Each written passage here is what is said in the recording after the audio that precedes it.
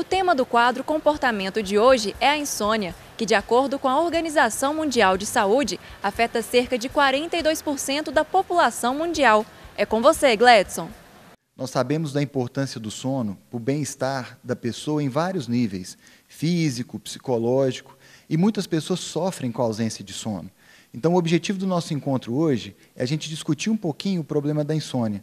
Para isso, nós contamos com a presença do professor Eduardo, do curso de Psicologia do Unipam, que vai nos ajudar a esclarecer alguns aspectos desse assunto tão relevante para o bem-estar das pessoas.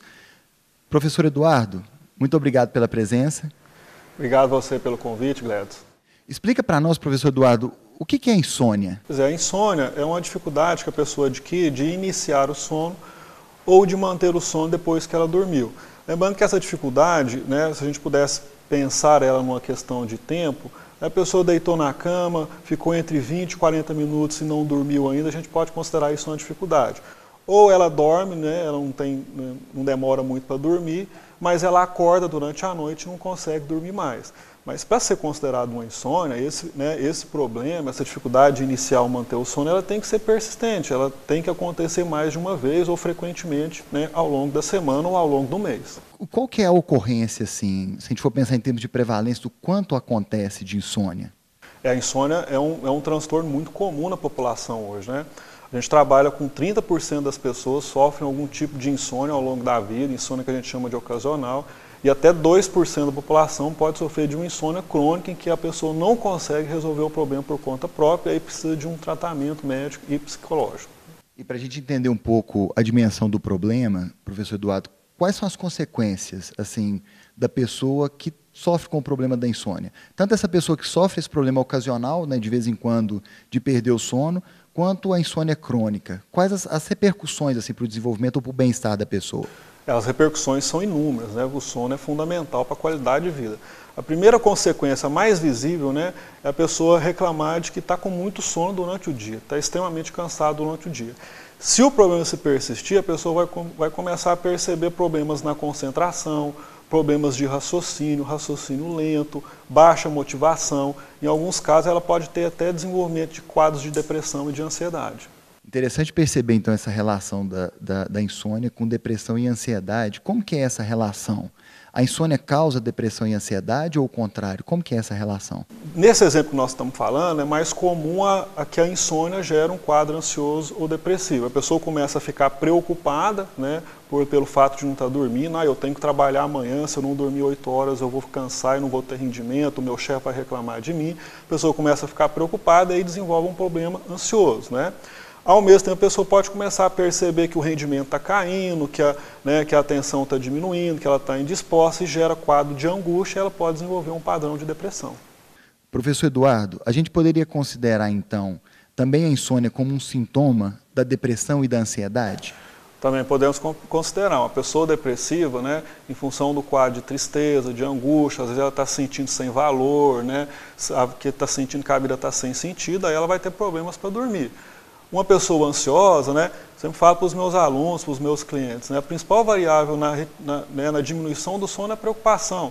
Se você deita na cama preocupado, a primeira coisa que vai embora é o seu sono, a sua vontade de dormir. A ansiedade ela é oposta ao sono. A ansiedade é uma ativação neurológica. O sono é uma inibição, né, dos processos neurológicos para te deixar no estado de sonolência e te fazer dormir. Então é muito comum pessoas depressivas e pessoas ansiosas que elas tenham problemas com sono. Então aí a gente tem uma ideia de que um dos obstáculos ou um dos problemas relacionados com insônia causadores é a preocupação. Aquela pessoa que deita e fica ruminando, né? Pensando na vida, no que vai fazer no dia seguinte, no que fez, se preocupando com o futuro. Tem alguma dica que o senhor pode dar para os nossos ouvintes de como lidar então com essas preocupações na hora de deitar?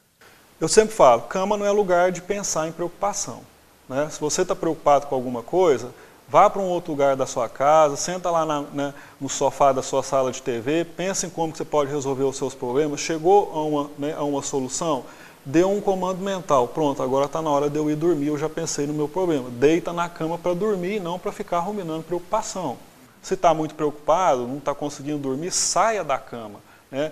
Você deitado na cama, você não vai dormir. Você tem que ir para a cama quando já estiver sonolento. Professor Eduardo, e quais outras medidas assim são importantes que podem ajudar na melhoria da qualidade do sono? Tanto para as pessoas que têm insônia, que aí já seria uma parte até do tratamento, quanto para todas as pessoas? As pessoas andam adquirindo hábitos muito ruins, né, antes de deitar na cama para dormir. A primeira estratégia, hábitos simples, né? A primeira coisa que pode ser feita é ter uma consciência de que deitar na cama para dormir, né? Não se deita na cama, isso para quem tem problemas de sono, né? Não se deita na cama para ficar olhando no computador, na internet, no tablet, no celular, para ficar conversando, né, em um WhatsApp, olhando Facebook, né? E tentar criar uma rotina de sono, né? Então, criar uma sequência. Eu entro no quarto, eu vou para o banheiro, faço a minha higiene pessoal, visto o meu pijama, se o caso de uma mulher, visto uma camisola, deito na cama, apago a luz, cria-se um hábito que sinaliza para o organismo que está na hora, né, de ir dormir, né? Além disso, né, tomar alguns cuidados, como não tomar café antes de dormir, não fazer atividades físicas muito exageradas antes de dormir, ir para a academia, por exemplo, né, no período da noite. Às vezes a pessoa demora 3, 4 horas para diminuir o ciclo de ativação causado pelo exercício físico. Então, alguns cuidados que podem ser tomados, né, para evitar problemas no sono. E deitou na cama, Gledson, meia hora, 40 minutos, não dormiu, levante da cama, vá para um outro lugar da sua casa, faça uma atividade que normalmente traga sonolência. Só volte para a cama na hora que você perceber que está sonolento. Pode fazer esse movimento quantas vezes forem necessárias durante a noite. Ficou sonolento, deitou na cama, não conseguiu dormir, saia novamente, vai fazendo isso até que o sono venha, né? E também lembrando, igual a gente falou agora, se estiver preocupado, não adianta deitar na cama preocupado, porque o sono ele vai embora automaticamente.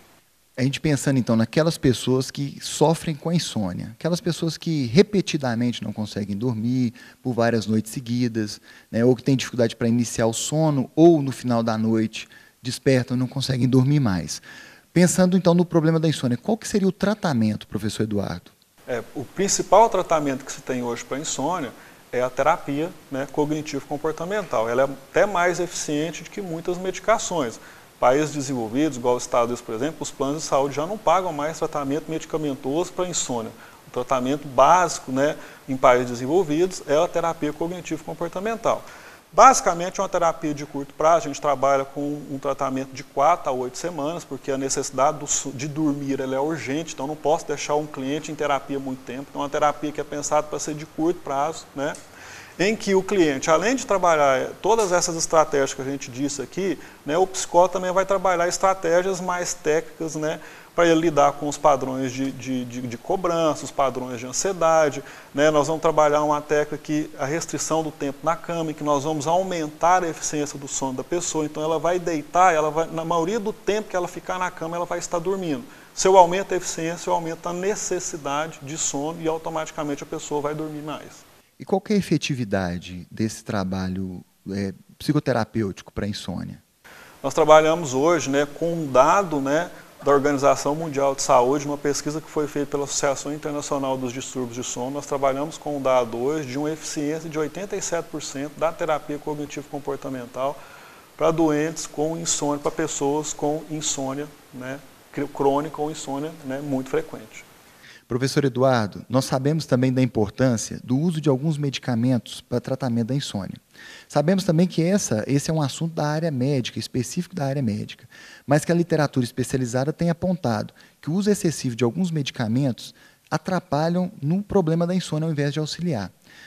Da perspectiva do senhor e dos seus estudos, qual que é o papel da medicação no tratamento da insônia? Gledson, a questão da medicação, o problema dela é quando ela é usada de maneira indiscriminada. É muito comum aqui na nossa região, né, que as pessoas tomem o Rivotril para dormir, muitas vezes sem a prescrição do médico. Se houver uma prescrição médica, né, por um profissional que tem conhecimento de causa, que sabe que aquela medicação não vai alterar o padrão de sono, né, da pessoa a longo prazo, a medicação não tem problema de ser consumida.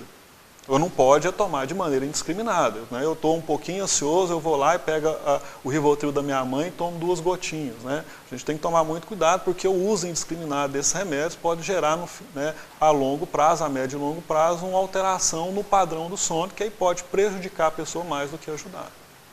Então o conselho é sempre o seguinte: tome o remédio se o médico prescrever o remédio. Professor Eduardo, então muito obrigado pelos esclarecimentos, foram muito úteis para nós. Gledson, eu que agradeço o convite, né? Vale aqui a dica, né? A psicologia tem muito a ajudar as pessoas que hoje têm dificuldade com o sono, né? Então, se você tem uma dificuldade com o sono e não está conseguindo, né, se livrar dela, vamos assim dizer, procure um profissional, né, que ele tem muito a te ajudar. Pessoal de casa, então, como o professor Eduardo muito bem salientou, o nosso sono é muito importante para o nosso bem-estar em múltiplos níveis. Então, é importante a gente cuidar dele. E aquelas pessoas que sofrem de insônia, procurarem também auxílio e tratamento para não ficarem sofrendo com esse mal que traz repercussões grandes para a vida da pessoa. E para nós todos nos lembrarmos das tais preocupações que tanto nos prejudicam e tanto nos atrapalham. Lembrar que se preocupar